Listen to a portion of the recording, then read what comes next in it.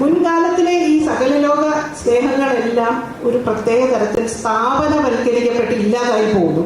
മാത്രമല്ല, കുടിയേറ്റത്തിന്റെ സ്വഭാവവും മാറുന്നു. ഇപ്പൊ ഇവിടുന്ന് ഗൾഫിലേക്കോ അല്ലെങ്കിൽ യൂറോപ്യൻ രാജ്യങ്ങളിലേക്കോ കുടിയേറുന്നവർ ഒരു സ്വന്തം കുടുംബത്തിന്റെ ഒരു എത്തിക്സ് ആണ്. കുടുംബത്തെ നോക്കുക, കുടുംബത്തെ പരിപാലിക്കുക എന്നുള്ളതിന്റെ എത്തിക്സിന്റെ പുറത്താണ് അവർ കുടിയേറ്റത്തിൽ ഏർപ്പെടുന്നത്. പുതിയ ആശയങ്ങൾ നേടാനോ അല്ലെങ്കിൽ ജനാധിപത്യത്തെ വികസിപ്പിക്കാനോ ഒന്നുമല്ല. അപ്പൊ പണം ഇങ്ങോട്ട് അയക്കുക, ഇവിടുത്തെ കുടുംബ സമുദായ വേരുകളെ ശക്തിപ്പെടുത്തുക എന്നുള്ളതാണ് മറ്റു തരം. ഇത് കോസ്മോപൊളിറ്റനിസം അല്ലേ ചോദിച്ചാൽ തീർച്ചയായിട്ടും അതെ. പക്ഷെ അതൊരു ഉപഭോഗ കോസ്മോപൊളിറ്റനിസമാണ്. അതിന്റെ ഫലം എന്താന്ന് വെച്ചാൽ ഇവിടത്തെ സാമുദായിക കുടുംബ യാഥാസ്ഥികത്വങ്ങളെ കൂടുതൽ ശക്തിപ്പെടുത്തുക എന്നുള്ളതാണ്. അപ്പൊ ഇങ്ങനെ രണ്ടു തരം. എന്നാൽ ഇതേ കാലത്ത് വേറെ സകലലോക സ്നേഹങ്ങൾ ഉണ്ടായിട്ടില്ലേ എന്ന് ചോദിച്ചാൽ തീർച്ചയായിട്ടും ഈ 80കളിലെ ഫെമിനിസം, ഇന്ത്യൻ ഫെമിനിസത്തിനോട് കൈ ചേർന്നുണ്ടായ ഫെമിനിസം ഒരു സകലലോക സ്നേഹപ്രയോഗമാണ്. അതുപോലെ ഇവിടുത്തെ പരിസ്ഥിതി വാദവും പരിസ്ഥിതി രാഷ്ട്രീയവും ഒരു സകലലോക സ്നേഹപ്രയോഗമാണ്. അതെല്ലാം തീർച്ചയായിട്ടും ഉണ്ട്. പക്ഷേ അവയ്ക്കെല്ലാം തന്നെ ഈ പറഞ്ഞ പോലെ ഈ പലതരം നല്ലതും ചീത്തയും അതിലുണ്ട് എന്നുള്ളത് തീർച്ചയാണ്.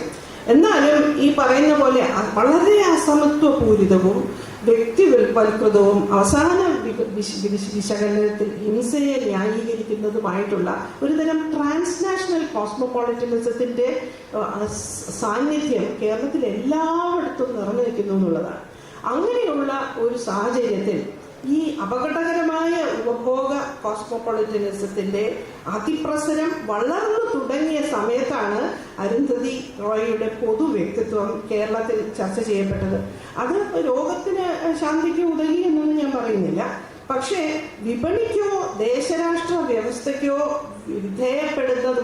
വിധേയപ്പെടുന്ന യാഥാസ്ഥികത്വത്തെ ഊട്ടി വളർത്തുന്ന ആഗോള സാന്നിധ്യങ്ങളെ മുഴുവൻ ചർച്ച ചെയ്യും, മുഴുവനും വിമർശനത്തിന്റെ മുനയിൽ ഓർത്തു നിർത്തുന്ന ഒരു സകലലോക സ്നേഹ സാന്നിധ്യമായിട്ട് അത് 90കളുടെ തുടക്കം മുതൽ എനിക്ക് തോന്നുന്നു.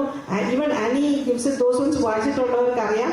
അപ്പം മുതൽ അതല്ലെങ്കിൽ അറ്റ്ലീസ്റ്റ് ഗോഡ് ഓഫ് സ്മോൾ തിങ്സിന്റെ സമയം മുതൽ അവരുടെ നോൺ ഫിക്ഷൻ എഴുത്തുകളിലൂടെയും അവരെടുത്തിട്ടുള്ള നിലപാടുകളിലൂടെയും അവരുടെ വാക്കുകളിലൂടെയും അതിലെല്ലാം ഉപരിയായി ഞാനിവിടെ പറഞ്ഞ പോലെ ഒരു എന്താ പറയുക, പ്രാദേശികതകളിൽ നിന്ന് പ്രാദേശികതയെ കുടഞ്ഞു കളഞ്ഞ് ഒരു സകലലോക സ്നേഹത്തിലേക്ക് ഉയർന്ന ഒരു മലയാളി സ്ത്രീ എന്നുള്ള നിലയ്ക്ക് നമുക്കേവർക്കും അങ്ങേയറ്റം ഇൻസ്പിറേഷണലാണ് അരുന്ധതി റോയിയുടെ ജീവിതം. ഈ അവാർഡ് ഒരുപക്ഷെ ആദ്യമേ കൊടുക്കേണ്ടിയിരുന്നുവെന്നേ ഞാൻ പറയുള്ളൂ. എന്നാലും ഈ 5ാമത്തെ പുരസ്കാരമാണെങ്കിലും അവർക്കത് കൊടുത്തതിൽ എനിക്ക് നവമലയാളിയെ എത്ര അഭിനന്ദിക്കണമെന്ന് പറയാൻ തന്നെ അറിയില്ല. നന്ദി, നമസ്കാരം. അടുത്തതായി പ്രശസ്തി പത്ര വായനയാണ്. നവമലയാളിയുടെ സഹയാത്രികയായിട്ടുള്ള ശ്രീമതി ദീപ ചെറിയലിനെ സമയം അതിനുവേണ്ടി ക്ഷണിക്കുന്നു. എല്ലാവർക്കും നമസ്കാരം. പ്രശസ്തി പത്ര വായനയാണ്. 1988 in which Annie gives it those ones എന്ന സിനിമയുടെ തിരക്കഥയ്ക്ക് ഏറ്റവും മികച്ചതിനുള്ള നാഷണൽ അവാർഡ് ലഭിച്ചെങ്കിലും 1997 പുറത്തിറക്കിയ ഗോഡ് ഓഫ് സ്മോൾ തിങ്സിലൂടെയാണ് അരുന്ധതി റോയെ ലോകം സ്വീകരിച്ചത്. ബുക്കർ സമ്മാന ലബ്ധിയാണ് ആ പുസ്തകത്തെയും അതിന്റെ സ്ഥലാധാരമായ അയ്മനത്തെയും ലോകത്തിന്റെ വിവിധ കോണുകളിൽ എത്തിച്ചത്. അവിടെ നിന്നും മുന്നോട്ടു പോകാൻ അരുന്ധതിക്ക് മുൻപിൽ 2 വഴികൾ ഉണ്ടായിരുന്നു. ഒന്ന്, താരപ്പൊലിമയുടെ കിരീടം തലയിലേന്തി ലോകത്തിന്റെ ഉപരിതലങ്ങളിലൂടെ ഒരു യാത്ര. പരവതാനികളും കയ്യടികളും അവിടെ അവരെ കാത്തു നിന്നിരുന്നു. എന്നാൽ അവർ തിരഞ്ഞെടുത്തത് 2ാമത്തെ വഴിയായിരുന്നു. കരച്ചിലുകളും പല്ലുകടികളുമായിരുന്നു ആ വഴിയിൽ അവരെ കാത്തു നിന്നത്. നവസാമ്രാജ്യത്വം ലോകത്തോട് ചെയ്യുന്നതെന്തെന്ന് അവർ നിരന്തരം വിളിച്ചു പറഞ്ഞു. അവകാശങ്ങളിൽ നിന്ന് വലിച്ചെറിയപ്പെടുന്ന അനേക ലക്ഷങ്ങളെ വാക്കിന്റെ കാചത്തിലൂടെ അവർ ലോകത്തിന് കാട്ടിക്കൊടുത്തു. ദുരഭിമാന ദേശീയതയെ നിലനിർത്താൻ ഓരോ ദിവസവും ബലി കൊടുക്കുന്നവർക്ക് വേണ്ടി നിലകൊണ്ടു. സർദാർ സരോവറിൽ കുടിയൊഴിക്കപ്പെടുന്നവരോടൊപ്പം അമേരിക്കൻ ബോംബുകൾ ജീവനിൽ നിന്നും കൊടിയൊടിച്ച അഫ്ഗാനികൾക്കൊപ്പം അവർ വാക്കിനെ ചേർത്ത് വെച്ചു. ഓരോ ആക്രമണങ്ങളുടെയും പിന്നിൽ ചോരയൊലിപ്പിക്കുന്ന കൈകളുമായി നിന്ന ഭരണകൂടത്തെ അവർ കൈയോടെ പിടികൂടി. ബുക്കർ സമ്മാനത്തിന്റെ തുടർച്ചയായി അവരെ തേടിയെത്തിയത് അറസ്റ്റ് വാറണ്ടുകളും ഭീഷണികളുമാണ്. ദണ്ഡകാരണ്യത്തിലെയും മുത്തങ്ങയിലെയും ആദിവാസികൾക്കൊപ്പം, ഇന്ത്യ ചരിത്രം തിരസ്കരിച്ച ദളിതർക്കൊപ്പം, കഴുത്തിൽ കത്തിയമരുന്ന ന്യൂനപക്ഷങ്ങൾക്കൊപ്പം അവർ നടന്ന യാത്രകൾ ഇന്ത്യയുടെ പൊതുബോധത്തെ മറിച്ചിടാൻ പര്യാപ്തമായിരുന്നു. ആദ്യ നോവൽ കഴിഞ്ഞ് 2 പതിറ്റാണ്ടുകൾക്കും അപ്പുറം മിനിസ്ട്രി ഓഫ് അറ്റ്മോസ്റ്റ് ഹാപ്പിനെസ് എന്ന 2ാം നോവലുമായി എത്തുമ്പോൾ അവരെ വെയിലുകൾ പൊള്ളിച്ചിരുന്നു, മഴകൾ നീറ്റിയിരുന്നു. നീതിയാണ് സൗന്ദര്യം എന്ന കാഴ്ചപ്പാടിലേക്ക് അവർ എത്തിയിരുന്നു. ആ അരുന്ധതിക്ക് എന്നും പ്രതിപക്ഷത്ത് എന്ന അത്ര എളുപ്പമല്ലാത്ത നിലപാടിനെ എഴുത്തിന്റെ ലോകത്തിൽ നിലനിർത്തിയ എഴുത്തുകാരിക്ക് നവമലയാളിയുടെ 5ാം പുരസ്കാരം ആദരവോടെ സമർപ്പിക്കുന്നു.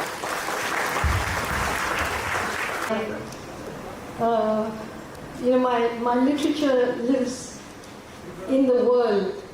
When The God of Small Things came out, my translator in Estonia asked me, "How do you know about my life?" But being around the world, every day I realize what an amazing, special place Kerala is. And I'm not saying this out of any kind of chauvinism. And I'm so aware that what is our beauty and what is our strength, the fact that so many different kinds of people live together, the way we live together, that is what this regime is trying to turn into our weakness. And if we let that happen, Kerala will become like Lebanon. So we really have to be very careful about how we are with each other.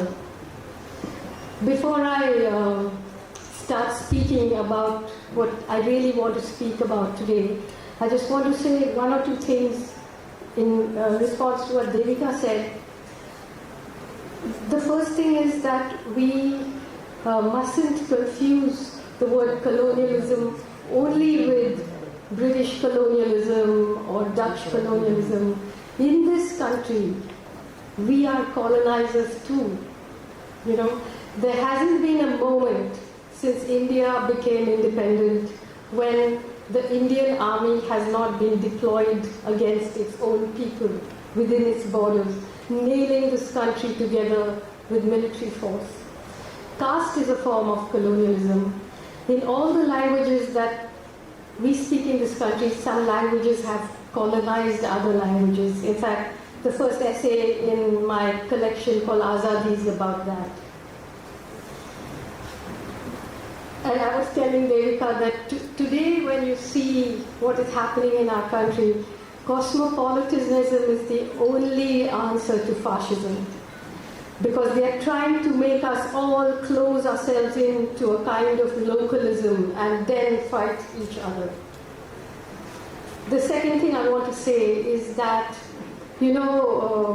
there is, you're right, one Arundhati Roy after I started writing and after I won the Booker Prize and so on. But there is another Arundhati Roy who grew up in Kerala before that. And my mother was married to a Bengali. She was divorced when I was 3 and my brother was 4.5, and we came back to Kerala. ആ സമയത്ത് എല്ലാവരും പറയുമായിരുന്നു ഞങ്ങളെ address ഇല്ലാത്ത പിള്ളേരാണ്. We are children without a karawad. We are children without a proper, bloodline. People used to tell my mother, even when I was 16, 17, anyway, no good Syrian Christian boy will ever marry her. I learned very young to say, I don't want any goddamn Syrian Christian boy to marry me. When I was, once I went to and my mother used to, maybe she was one of the few mothers in the world who used to tell me, don't get married. Why do you want to get married? And I took that quite seriously, and so I got married a few times. But she once took me to a meeting where there were a lot of rich Syrian Christian women with diamonds. They were supposed to be discussing dowry. It turned out to be a discussion about how to give their daughters dowry, even though that was not such a great thing to be doing. So my mother was shouting at them, and so I said, but if you want to give your daughter something, then why don't you just give her something? Why do you have to connect it with marriage? Just give her something. So this lady told me, no, she'll be brought up to be bold, and bold women can never have a happy marriage. So I said, that's not true. I was brought up to be bold, and I have had several happy marriages. So this is the truth, that I'm not somebody who has just only suffered and fought.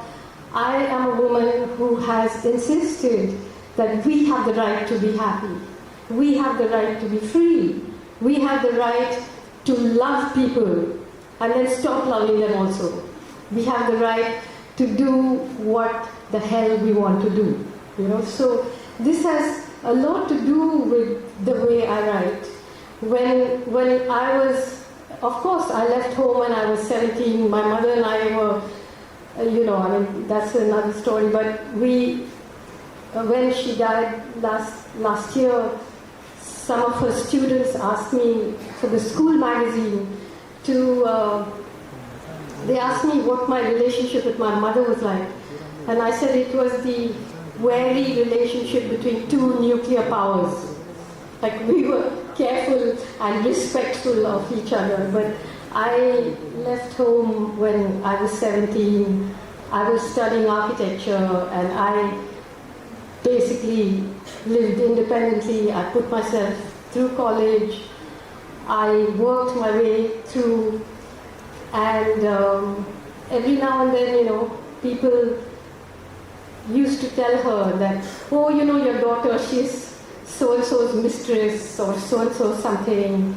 So when I wrote The God of Small Things, and I got a very big advance for that, the next man who told my mother that no Syrian Christian boy will marry her and she's so-and-so's mistress, I just faxed him my bank account details and said, you can be my mistress if you want. So the thing is, these are, battles that need to be fought in ways where we also need to hold on to our happiness. Feminism is not about being sad. Feminism is about being free. Feminism is about realizing the full spectrum of who you are as a woman. Not just what they tell you who you must be. So it is sometimes, sometimes your art comes out of a place where you feel free to be able to think your thoughts. You don't have to be a good woman or a good mother or a good wife or a good activist.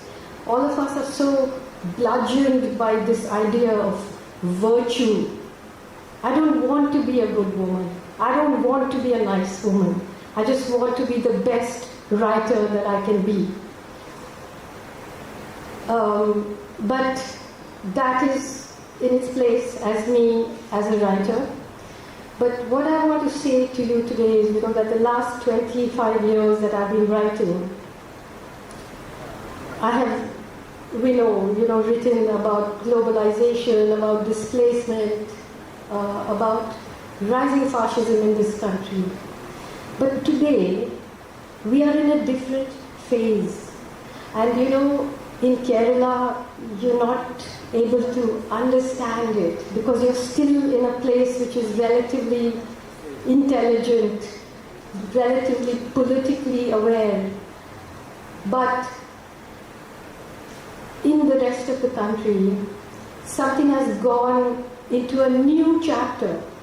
I'm not just talking about elections or who's going to be in the next government. Something has gone very wrong.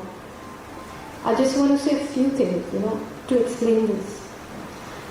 I have so many friends, both here in Kerala, in India, outside India, who are feminists, who have talked about the history of violence against women, who have talked about the history of the use of rape as a weapon of war. Today we are in a situation where women are justifying rape, where women are telling men to rape other women. I'm talking about not just Manipur. I'm talking about so many cases, whether it's in Hathras, whether it was in J&K, where depending on who is raping who, the women stand up for that community. This means we've gone psychotic. There's something very wrong. We have a situation where in Haryana recently, you have people who are accused of murder, of burning 2 Muslim men alive, leading a religious procession. You have a situation where the police are handing over women to a mob to be raped. You have a situation where a railway protection force officer is walking down bogies, shooting Muslims and saying you must vote for Modi. And it's a mistake to think this person is mad, this person is sane, this person is just absorbing all the propaganda day and night that's coming out at him. So we are in a place where really it's a different phase altogether. I live in Delhi. I am so scared on the road. One little thing happens and 50 men with orange scarves will come. They'll know who I am. They can, and I'm just not talking about me, but imagine if you're a Muslim, you might have a parking problem that can end in your death, in your lynching. You might be just going home from Delhi to Aligarh to see your parents, you can end up dead. This is the country that we are living in now. And this is the shame that we are not saying anything. Manipur, I would like to say that there's a civil war going on. It's not a civil war. It's a kind of ethnic cleansing because the center is complicit. The state is partisan. The security forces are split between one partisan lot, the police, and the others with no chain of command. It's a border state. There's a huge drug trade. There's underlying it a religious conflict between the Kukis who are mostly Christian and the others. The church is also being divided. And from Manipur to Haryana to all the other states that are going to stand for election, it's like a fuse is being lit. I mean, while I have this podium, I think the Kerala government should try and help in Manipur. It should send a fact-finding committee. It should send relief. But we don't even know how to help because we don't know what's going on there. The internet is shut. It's like, I was thinking, there's a rumor that the Prime Minister has resigned, but he doesn't know where to submit his resignation letter because people are too scared to receive it. But that man is missing. There's a war, women are being raped, paraded naked, squatter colonies are being burnt, Muslims are having cross marks put on their door, they're fleeing. And he's tweeting, I had appam last night for dinner. This is the Prime Minister.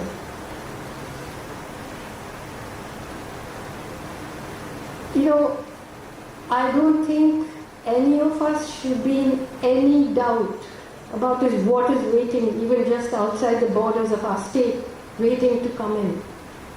Sometimes when I come to Kerala, I think, It's so wonderful to be here, but do people know that the fire is burning so close? You know, we have a different universe here. It's a beautiful universe, but it's being threatened, you know. And I can't tell you how dangerous the situation is. We are only hearing the words extermination, annihilation. These are open words now on the streets of Manipur, on the streets of Haryana. Annihilate. That's what they are saying about Muslims, about cookies. This language is not even secret anymore. It's not some small group of people. They are saying it openly on the streets. People are openly going to cinema halls, watching Kashmir Files and saying we should rape Muslim women. People are openly on the streets with swords, with guns. There was that man, one of the men who led the march into Nuh in Haryana. He said, "आप लोग तैयार हो जाओ, तुम्हारा दामाद आ रहा है." Means your son-in-law is coming. Means I'm going to rape your women. That's what it means. And it's okay. He's posing with the police. They're all taking pictures. In Delhi, when the massacre happened in northeast Delhi, policemen forced Muslim men who are dying on the road, kicking them and making them sing the national anthem. How will history remember us if we don't speak, every one of us? You know, I mean, I'm very happy that I'm getting awards, but everything I've written is a huge failure. I'm a huge failure because nothing that I said has made any difference other than getting awards and earning me a lot of royalties. You know, people say, "Oh, she's a very elite person." I am. The only elite person, the only place my eliteness comes from is the royalty from my books. That's the only money I have. It's a lot. But what's the point if it doesn't matter? If we are all going to just sit here and let this happen, it's not funny, you know. When it'll go so fast, we won't know what has happened.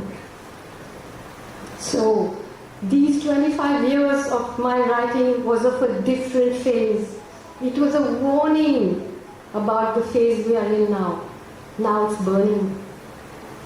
It's burning down.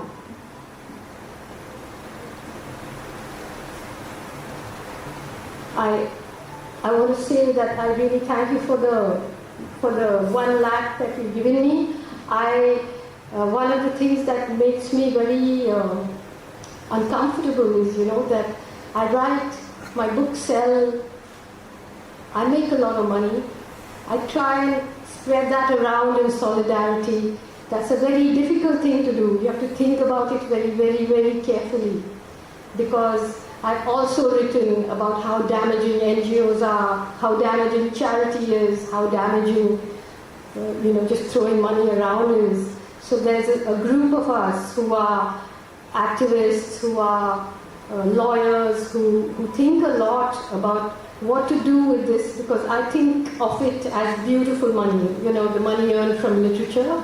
And this money will go into that trust, and it will go to help other people to write, to make films, to do fact findings, to run, online media news, to do anything we can to oppose this regime. But seriously, I'm not saying this as some kind of political speech, but unless every single one of us does something,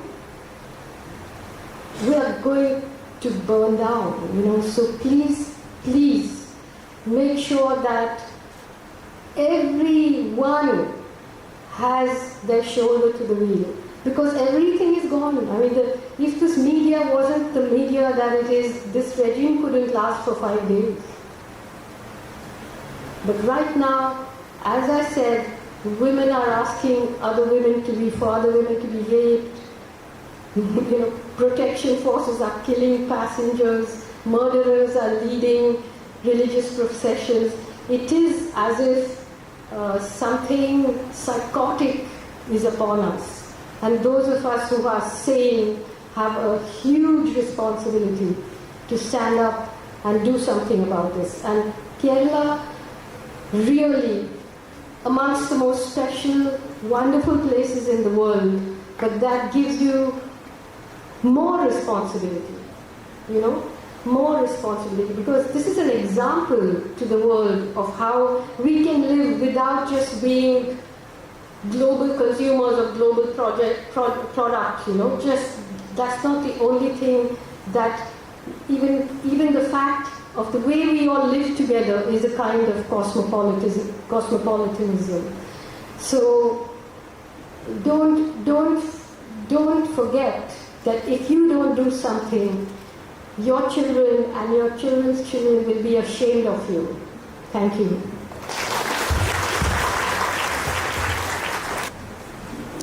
Navamalayali പുരസ്കാരം സ്വീകരിച്ചുകൊണ്ട് നമ്മോട് സംസാരിച്ച അരുന്ധിത് റോയ്ക്കും, ചടങ്ങിൽ അധ്യക്ഷനായ പി.എൻ. ഗോപികൃഷ്ണൻ, ചടങ്ങിൽ സംസാരിച്ച doctor T T. Sreekumar, doctor Devika, doctor Sameera, Deepa എന്നിവർക്കും നവമലയാളിയുടെ പേരിൽ നന്ദി അറിയിക്കുന്നു. ഒപ്പം ഈ ചടങ്ങിന് എല്ലാവിധ സഹായങ്ങളും വാഗ്ദാനം ചെയ്ത് നമ്മോടൊപ്പം സഹകരിച്ച പോലീസ് ഡിപ്പാർട്ട്മെന്റിനും കേരള സാഹിത്യ അക്കാദമിക്കും കേരള സാഹിത്യ അക്കാദമി പ്രവർത്തകൻ ശ്രീ സുനിലിനും ഇവിടെ കൂടിയ ഓരോരുത്തർക്കും നവമലയാളിക്ക് വേണ്ടി പ്രത്യേകം നന്ദി പറയുന്നു. നന്ദി.